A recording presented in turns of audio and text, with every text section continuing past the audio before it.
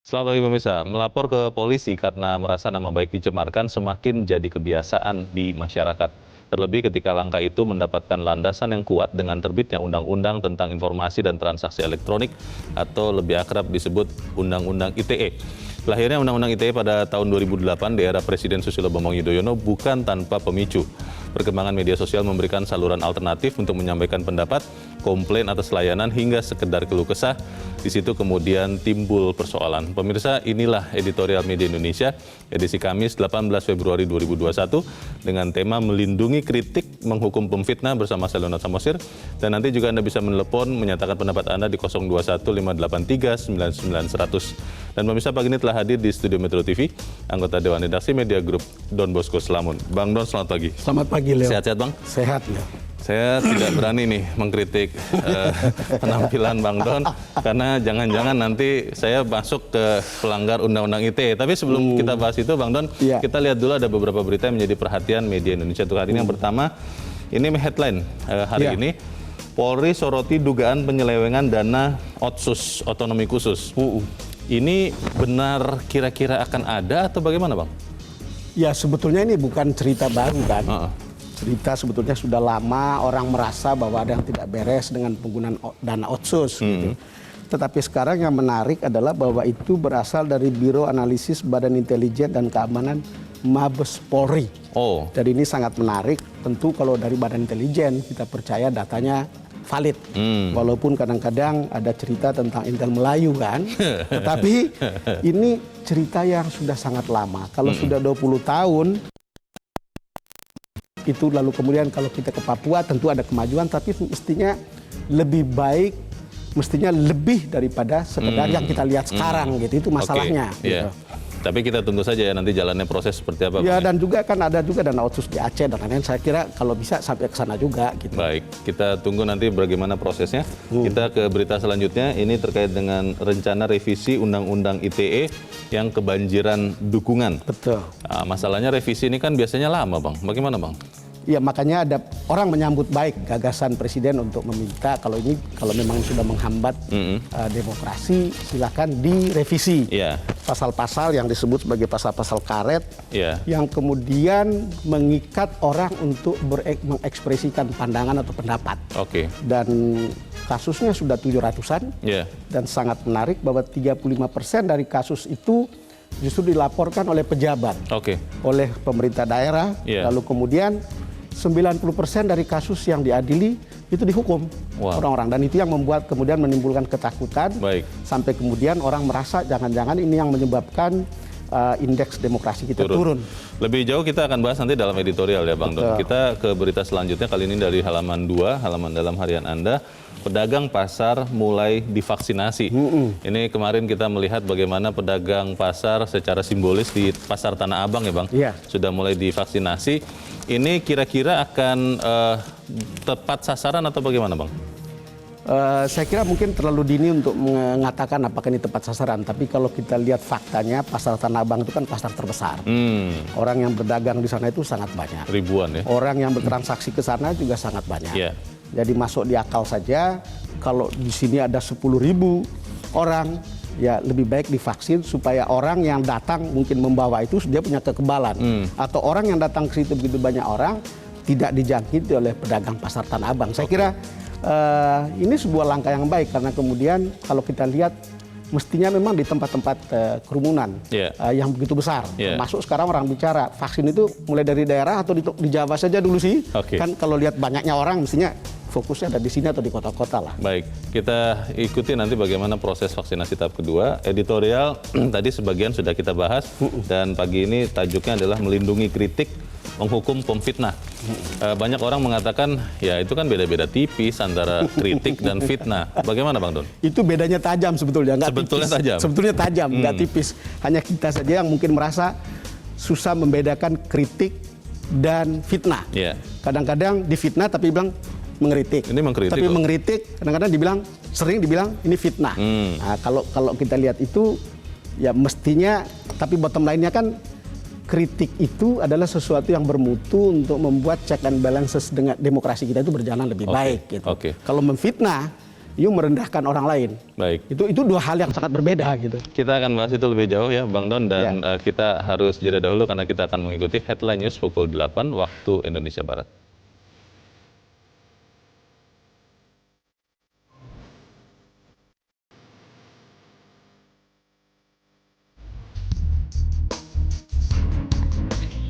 Terima kasih pemirsa, Anda masih bersama kami di Editorial Media Indonesia dan kita langsung ikuti Editorial Media Indonesia untuk hari ini Kamis 18 Februari 2021, melindungi kritik, menghukum pemfitnah.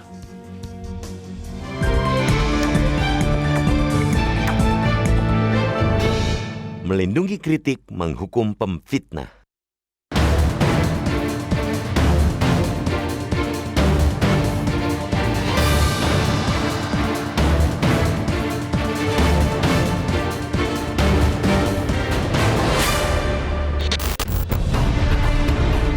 Melapor ke polisi karena merasa nama baik dicemarkan semakin menjadi kebiasaan di masyarakat. Terlebih, ketika langkah tersebut mendapatkan landasan yang kuat dengan terbitnya Undang-Undang tentang Informasi dan Transaksi Elektronik atau ITE. Lahirnya Undang-Undang ITE pada 2008 di era Presiden Susilo Bambang Yudhoyono pun bukan tanpa pemicu. Perkembangan media sosial memberikan saluran alternatif menyampaikan pendapat, komplain atas layanan, hingga sekadar keluh kesah. Di situ kemudian timbul persoalan. Ketiadaan filter dan pedoman etika dalam penggunaan media sosial membuat penyampaian pendapat dan informasi tidak terkendali. Caci maki, fitnah, dan hoax berseliweran. Undang-Undang ITE kemudian dibuat sebagai rambu agar pengguna media sosial tidak seenak perutnya menyampaikan pendapat dan meneruskan informasi. Di sisi lain, harus diakui, media sosial merupakan saluran yang cukup efektif untuk menyampaikan pendapat, kritik, dan keluhan. Apalagi ketika aduan ke saluran-saluran resmi membentur tembok. Oleh sebab itu, Undang-Undang ITE sering dianggap instrumen pembungkam kritik dan membunuh kebebasan berpendapat. Kontroversi pun terus mengiringi Undang-Undang ITE karena keberadaan pasal-pasal yang dianggap multitafsir. Revisi pada era Presiden Joko Widodo belum bisa menyudahinya. Kini, kontroversi kembali menghangat. Undangan Presiden agar masyarakat aktif menyampaikan kritik kepada pemerintah dibalas dengan sindiran.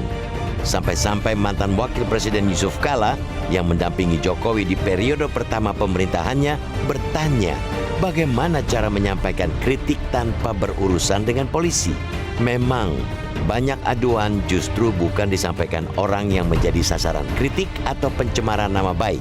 Undang-Undang ITE memungkinkan laporan dilakukan oleh rekan, kerabat, pendukung, ataupun simpatisan. Efeknya berbalik ke pemerintah sendiri yang dianggap anti kritik. Kapolri Jenderal Listio Sigit Prabowo lantas merespons dengan rencana menerbitkan telegram pedoman aduan pelanggaran Undang-Undang ITE.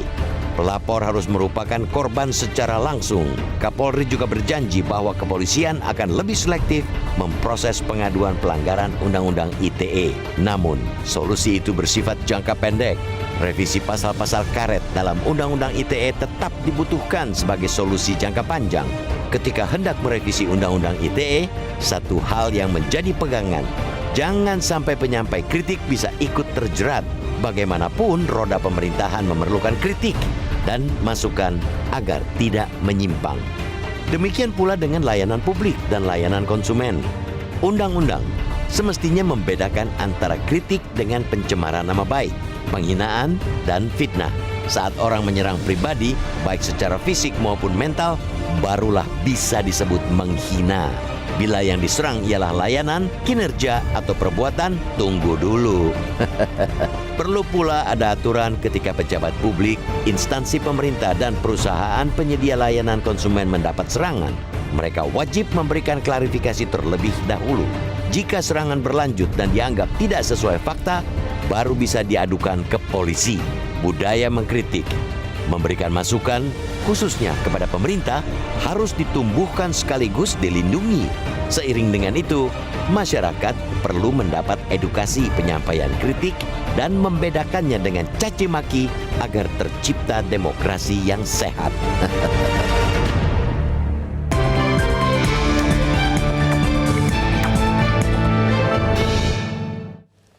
Melindungi kritik, menghukum pemfitnah itu yang akan dibahas dalam editorial pagi ini. Bang Don, kembali lagi Bang. Sebetulnya sekian kasus terkait dengan Undang-Undang ITE ini, itu lebih banyak karena ketidakpahaman apa saja rambu-rambu, atau memang sebenarnya sudah tahu, tapi berusaha mengakali, karena dikatakan orang ada minimal ada 2 pasal Bang, pasal 27, pasal 28, ada beberapa ayat di situ yang disebut orang pasal karet itu Bang. Kalau lihat dari berbagai kasus sih mestinya bukan karena orang tidak paham, Leo. Tetapi orang memanfaatkan pasal karet ini. Jadi kalau dia merasa kepentingannya harus masuk dalam undang-undang yang kemudian pasal yang memfitnah gitu, supaya itu masuk, dia perlebar. Dia pakai pasalnya. Untuk memperlebar sehingga itu bagian dari alasan untuk menggugat gitu.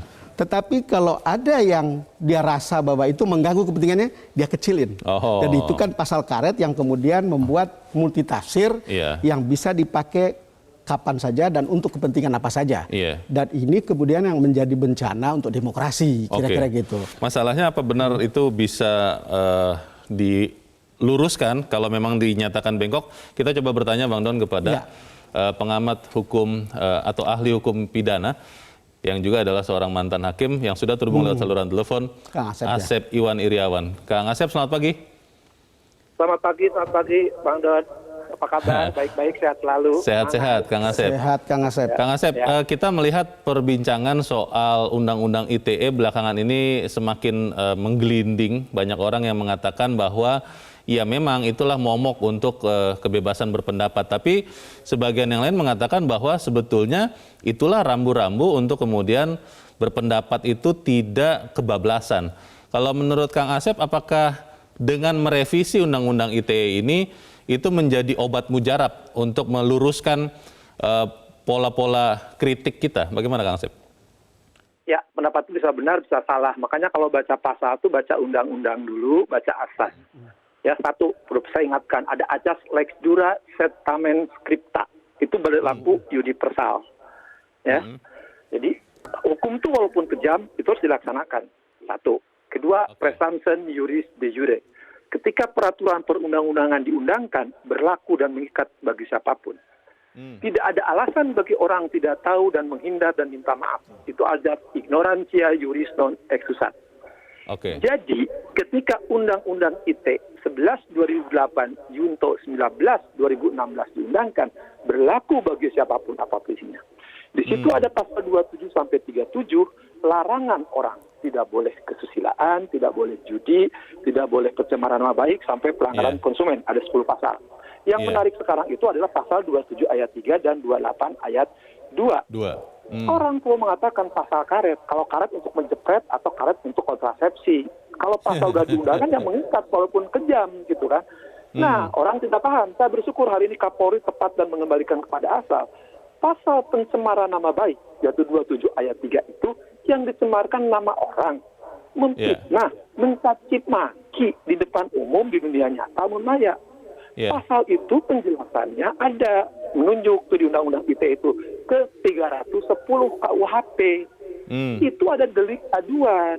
Kalau delik aduan itu adalah mata kuliah di awal, kuliah PHI, kuliah hukum pidana, kuliah pertama itu dikatakan ada delik biasa, delik aduan.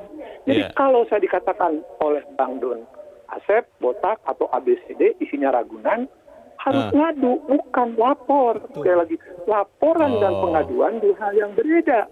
Silakan baca pasal 1/24, pasal 1/25 KUHP. Jadi kalau saya dicemarkan nama baik, nggak usah lapor, tapi pengaduan. Jadi oleh orang yang bersangkutan, itu dari zaman Napoleon Bonaparte kode penal, kemudian dari KUHP Belanda maupun sekarang, sama. Cuman banyak pengamat dari kemarin seluruh media TV itu ngawur-ngawur ngomong itu bukan laporan. Kalau pencemaran nama baik, penghinaan itu adalah dengan pengaduan. Silakan baca pasal 124 dan pasal 125. Jadi harus orang yang bersangkutan. Kalau saya dibilang oleh Bang Don tadi isinya botak, kebun binatang isinya, selama saya tidak ngadu ya nggak bisa.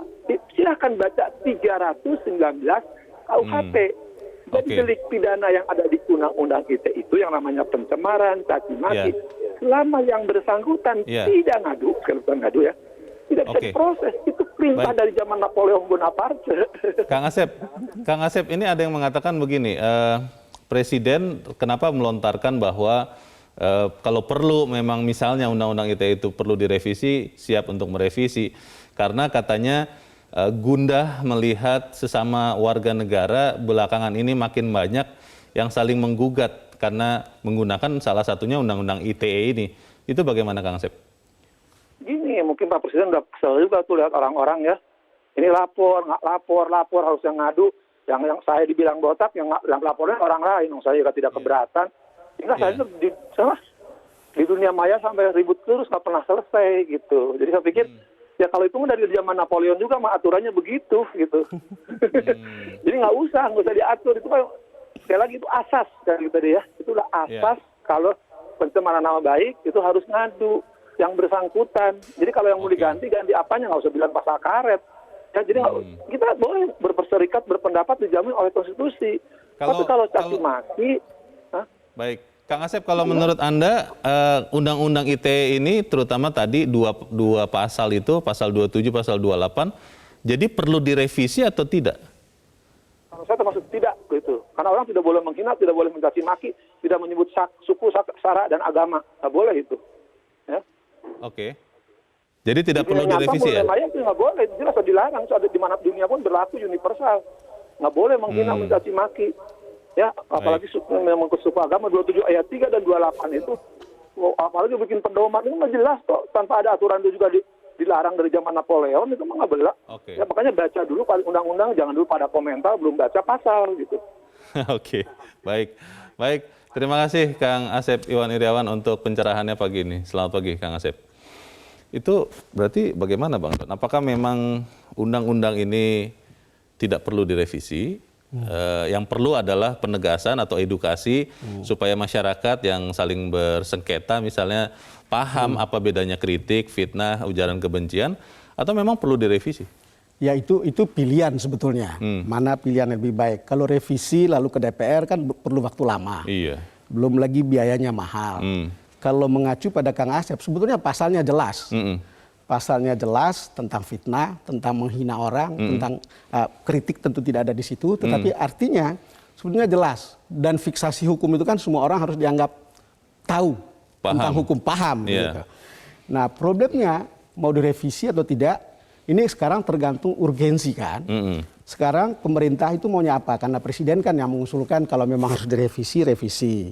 Orang bicara tentang dampak dari undang-undang ini di mana orang kemudian saling mengadu. Dan itu kemudian menimbulkan kegaduhan sendiri gitu.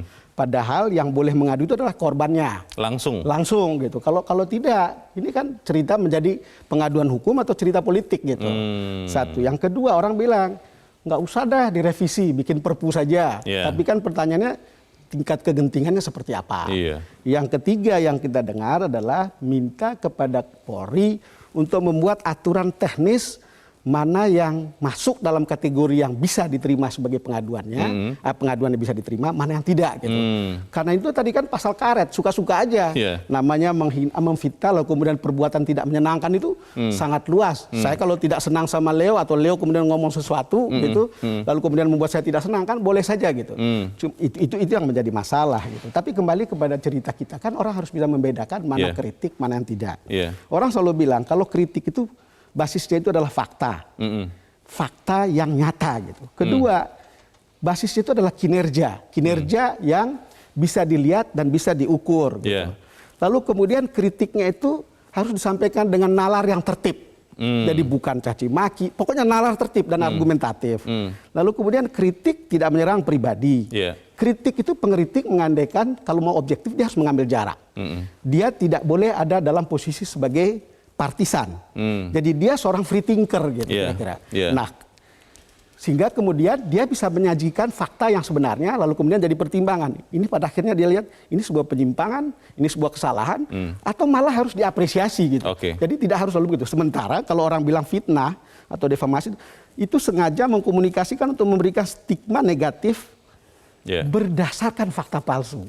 Itu yang saya bilang tadi, beda sekali antara fakta palsu dan fakta yang sebenarnya. Kalau orang paham seperti ini, mestinya tidak terlalu rumit. Masalahnya Bang, mulai berkembang, saya tidak tahu seberapa luas penyebaran persepsi bahwa negara ini saat ini anti kritik. Pemerintah itu suka disebut katanya rezim untuk menggambarkan pemaksaan kehendak, hanya menerima yang baik-baik saja. Nah, ini bagaimana meluruskannya, kita harus jeda dahulu. Bang Don dan pemirsa tetap bersama kami. Editorial Media Indonesia segera kembali.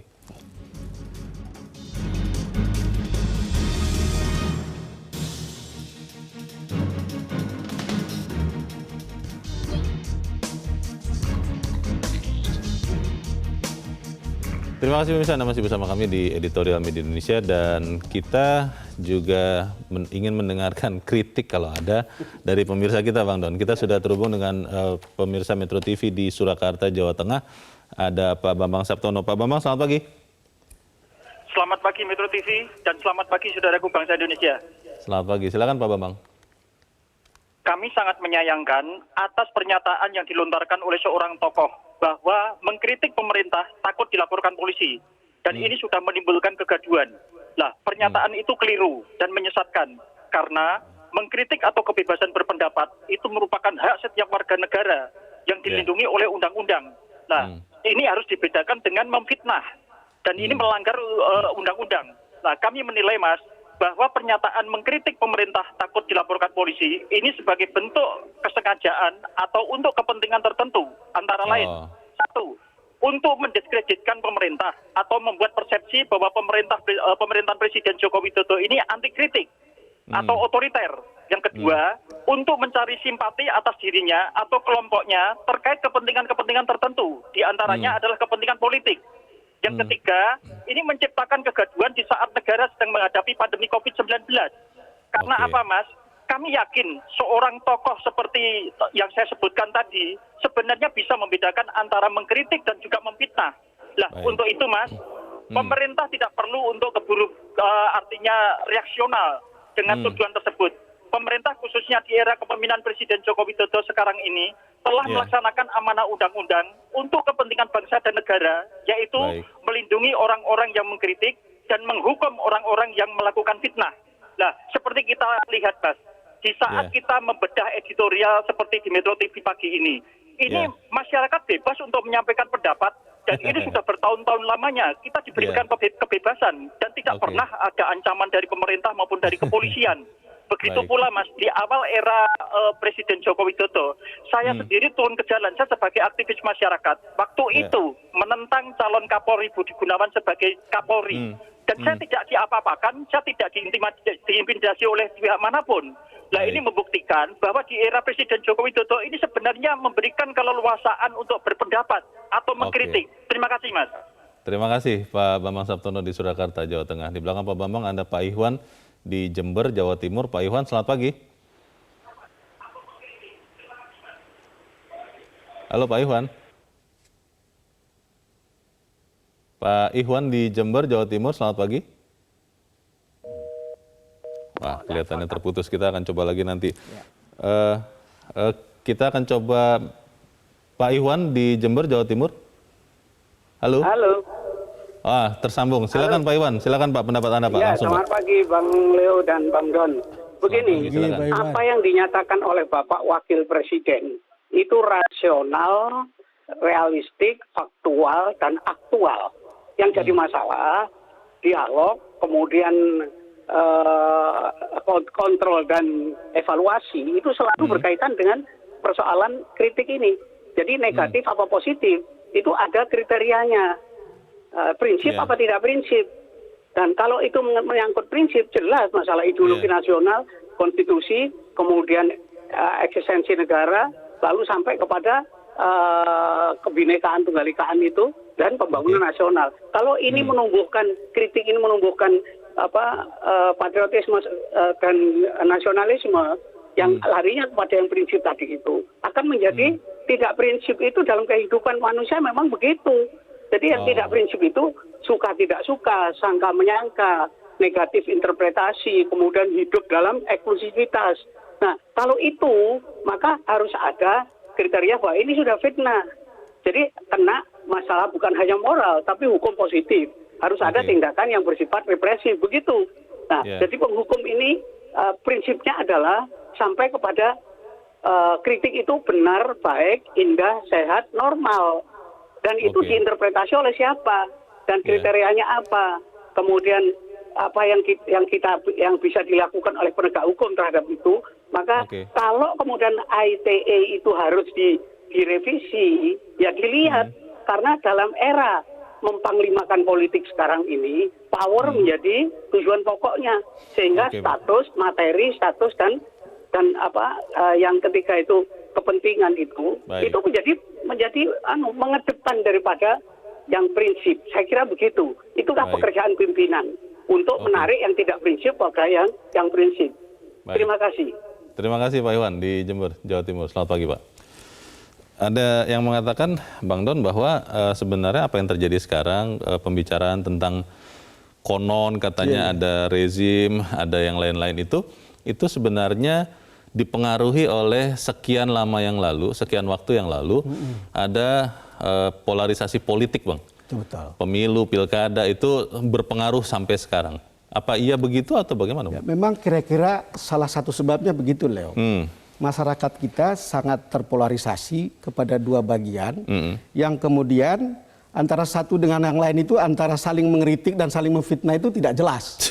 Padahal secara terminologi itu sebetulnya jelas. Jelas sekali. Sekarang ada problem ketika orang mengatakan takut mengkritik karena akan dibawa ke polisi. Yeah.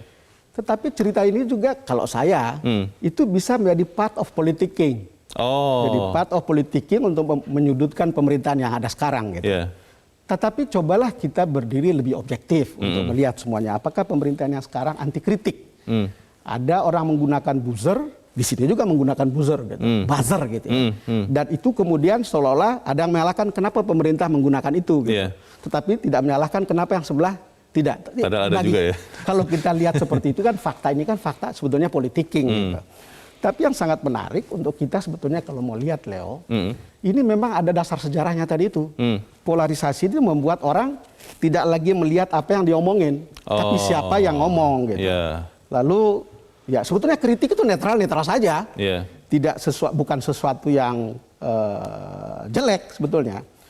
Tapi kalau fitnah pasti sesuatu yang jelek. Nah sekarang kalau urgensi permintaan pada revisi menurut saya, dugaan saya Presiden Jokowi itu risau dengan indeks demokrasi kita yang turun. Karena kalau kita lihat misalnya The Economist Intelligence Unit itu 2020 memperlihatkan skor kita itu dari 2016 48, 2017 68, 85 dan 100. Makin tinggi itu makin jelek angkanya gitu. Kemudian survei indikator yang terakhir mengatakan respon mengatakan Indonesia itu kurang demokratis dan tidak ada perubahan. Saya kira Presiden mungkin akan melihat hal seperti ini, kenapa kemudian konsen, kalau memang undang-undang ITE yang menghambat itu, kita pikirkan revisi apapun lah, kira-kira gitu. Walaupun mungkin jangan-jangan indeks-indeks itu juga bagian dari politik yang tapi tidak tahu juga ya. Kita harus jeda dulu, Bang Don dan Musa tetap bersama kami, Editorial Media Indonesia segera kembali.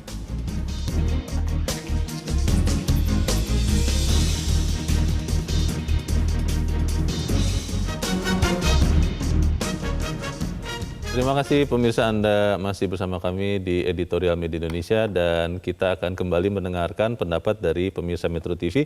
Kita sudah terhubung dengan pemirsa Metro TV di Jakarta, Pak Nugroho. Pak Nugroho, selamat pagi. Selamat pagi Bung Don, selamat pagi Bung Leonard. Selamat pagi. Bagaimana Pak Nugroho? Kita ini kadang-kadang harus mawas diri. Kita sudah tandas dewasa, tapi kita masih belum bisa membedakan kritik dan fitnah. Kalau kritik itu menunjukkan kelemahan atau kesalahan seseorang dengan fakta. Tapi kalau fitnah itu mengajukan keinginan kita sendiri terhadap seseorang dengan berbagai cara. Apa yang dikatakan Mas Bambang tadi belum dijelaskan. Memang kita juga heran kenapa JK bekas Wapres 2 kali tiba-tiba bisa mengatakan bahwa pemerintah ini tidak suka kritik. Bagaimana mengkritik sampai tidak ditangkap polisi. Padahal UU ITE ini dibuat zaman SBY. Di mana JK juga pernah jadi Wapres. Apakah memang tidak ada kepekaan terhadap kritik. Nah, kita akan membedakan kritik dan fitnah. Satu contoh, apa yang terjadi pada Dino Patijalal hari ini, rumah ibunya, tanah ibunya dirampas orang yang dilegalisir karena sertifikat BPN. Itu fitnah atau kritik? Nah, sekarang Dino Patijalal katanya dituntut oleh orang untuk dianggap fitnah. Itu dianggap. Nah, ini yang berbahaya, Pak. Ini yang berbahaya. Kalau itu benar, tinggal sebenarnya pejabat itu buka lacinya, periksa buktinya, selesai. Tapi kalau itu dibiarkan ke pengadilan, nah pengadilan ini jadi tempat sampah. Ini berbahaya, Pak. Jadi saya kira apapun yang dibuat pemerintah, undang-undang ITE itu ya sudah cukup. Masalahnya juga tinggal screeningnya aja. Supaya jangan semua sampah masuk ke ruang pengadilan. Saya kira itu. Baik, terima kasih Pak Nugroho di Jakarta. Selamat pagi, Pak. Di belakang Pak Nugroho ada Ibu Lia di Makassar, Sulawesi Selatan. Ibu Lia, selamat pagi. Assalamualaikum. Waalaikumsalam, Ibu Lia. Silakan, Bu, pendapat Ibu. Kalau saya pribadi, Pak, ya, kan untuk kemajuan suatu negara itu sebenarnya malah diperlukan kritik, Pak. Karena ada anggapan bahwa suatu pemerintah itu kurang sehat, dianggap kurang sehat kalau tidak ada kritik. Ya. Jadi kritik ini kan semacam seperti demo, Pak, ya, menyalurkan aspirasi, tapi medianya yang berbeda. Jadi tempatnya ada melalui media, ada yang ini menurunkan. Jadi aspirasinya itu dikeluarkan, tapi itu tadi harus beretika. Jadi kalau menyalurkan pendapat itu dengan beretika, saya rasa ya kritik itu kan katakan kritik membangun. Itu kan boleh-boleh saja ya. Kritik itu membangun artinya menyoroti suatu masalah, tetapi tidak meninggalkan etika. Jadi tidak kebablasan. Ya, jadi sebenarnya saya rasa tidak ada mungkin yang tidak menyetujui kritik itu selagi kritiknya itu disampaikan dengan cara sesuai norma, etika dan aturan-aturan yang sudah ada. Jadi sebagai kita masyarakat ini silahkan mengkritik misalnya pemerintah dengan itu tadi, yaitu yang beretika. Jangan sampai kebablasan. Itu barangkali saya, Pak, ya. Jadi supaya pemerintah kita itu bisa lebih sehat dan bisa lebih maju untuk kepentingan masyarakat. Baik. Terima kasih, Pak. Terima kasih Ibu Lia di Makassar, Sulawesi Selatan. Selamat pagi. Pendapat para pemirsa nanti akan kita bahas di bagian berikut. Dan pemirsa tetap bersama kami, Editorial Media Indonesia segera kembali.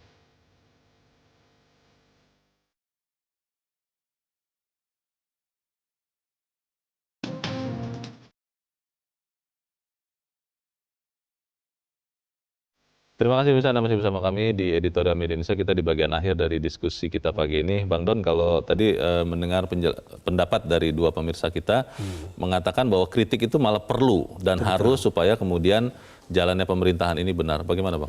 Betul, Leo. Pemerintahan itu jatuh bukan karena kritik.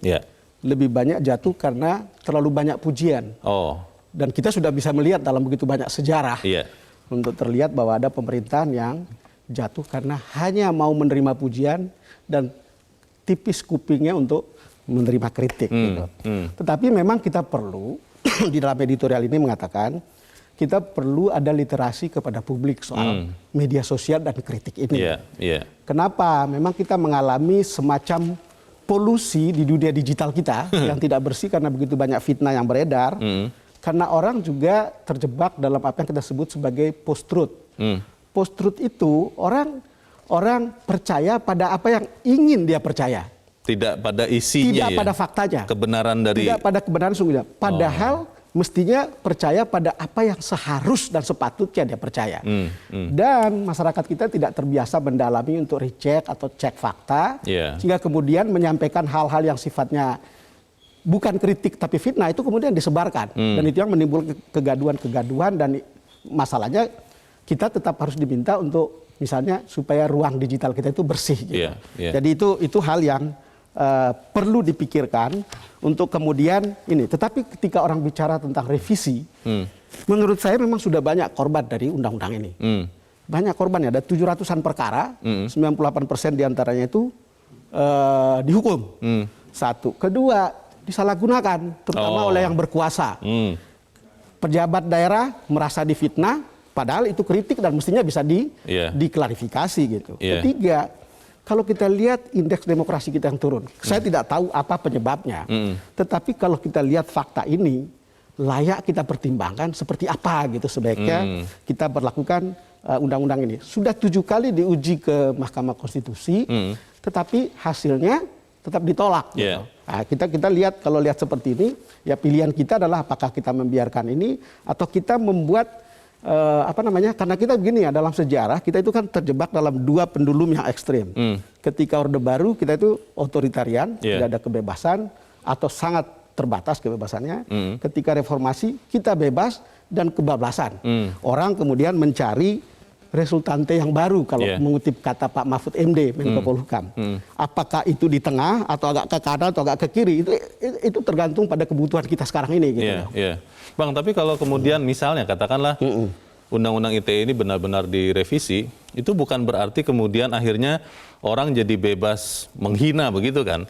Ya, tadi saya bilang ya, atau mungkin saya belum bilang, ada WhatsApp ke saya, dia bilang banyak yang merasa akan dibatasi ruang di mana dia bisa menghina atau memfitnah gitu oleh aturan yang ada sekarang. Dan itu yang saya bilang tadi, jangan-jangan ini adalah bagian dari politicking juga gitu. Nah, tetapi kan intinya adalah ya kita harus makin dewasa, lihat undang-undang ini bagaimana baiknya untuk membuat masyarakat kita. Toh kita kan sudah percaya bahwa demokrasi itu adalah jalan terbaik untuk pemerintah ini. Kalau demokrasi itu adalah jalan terbaik, maka ruang yang menutup kegiatan atau ruang yang menutup ekspresi demokrasi itu tidak boleh begitu ketatnya gitu untuk menutup itu. Dan itu bahkan harus dibuka selebar-lebarnya. Walaupun di satu sisi tadi kita harus, publik itu harus mendapatkan literasi untuk mengungkapkan atau mengekspresikan pendapatnya dengan matang dan dewasa dan berdasarkan fakta gitu. Itu dia Bang, fiksi hukum yang mengatakan semua warga negara harus dianggap paham kepada setiap aturan yang diberlakukan. Itu kadang-kadang di beberapa kasus yang menjerat warga negara dalam kasus ITE ini yang memang benar-benar tidak mengerti. Tidak tahu dan tidak mengerti. Kalau kita lihat gambar-gambar yang ditangkap oleh polisi itu langsung kaget. Literasi persisnya itu seperti apa? Atau pura-pura tidak tahu juga gitu. Ya, kita asumsikan memang tidak tahu. Literasi seperti apa yang harus diberikan kepada mereka, Bang? Nah, itu sosialisasi tentang penggunaan media sosial secara benar dan baik. Bagaimana menggunakan media sosial secara produktif. Bagaimana menggunakan media sosial. Dan itu kan platformnya kan banyak. Menurut saya sih salah satu tugas pemerintah. Sekarang pemerintah berhasil misalnya mensosialisasikan penggunaan masker atau 3M. Saya kira juga adalah tugas pemerintah untuk memastikan publik itu bisa memanfaatkan media sosial secara produktif. Kenapa? Karena ini sudah menjadi makanan sehari-hari dan menjadi perilaku sehari-hari hampir semua orang. Dan juga mungkin pengelolanya sendiri, Bang, karena saya tidak mau menyebutkan jenis platform media sosialnya karena takut nanti dibilang fitnah begitu. Tapi fakta mengatakan batasan umur untuk membuat sebuah akun itu sering dilanggar, Bang. Saya bisa melihat akun-akun, namanya saya tidak sebutkan platformnya, tapi itu dimiliki anak-anak kecil yang tidak mungkin eligible atau bisa memiliki akun. Nah, ini kan tidak boleh dibiarkan juga. Makanya itu kan soal regulasi.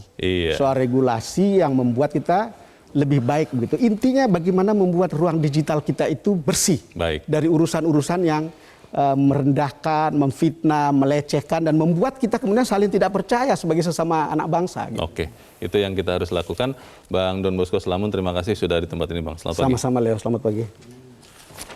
Budaya mengkritik, memberikan masukan, khususnya kepada pemerintah harus ditumbuhkan sekaligus dilindungi. Seiring dengan itu, masyarakat harus mendapat edukasi untuk menyampaikan kritik dan bisa membedakannya dengan caci maki agar tercipta demokrasi yang sehat. Dan pemirsa, itulah akhir dari editorial Media News pagi ini. Saya Leonard Samosir berterima kasih untuk kebersamaan Anda dan saya kembali bergabung bersama teman-teman saya Jason Sambo dan Sarawin. Teman-teman silakan. Dan juga Bang Don Bosco atas pemaparannya, ulasannya di editorial Indonesia. Ini sih pesannya untuk saya sebenarnya adalah kita sebagai masyarakat, sebagai netizen juga ya Sarah ya, harus benar-benar bisa menyaring informasi. Hati-hati juga dengan jempolnya, jangan sampai karena jempol berujung pidana. Betul, jempol adalah harimaumu, kita harus bijak menggunakan media sosial dan juga elektronik.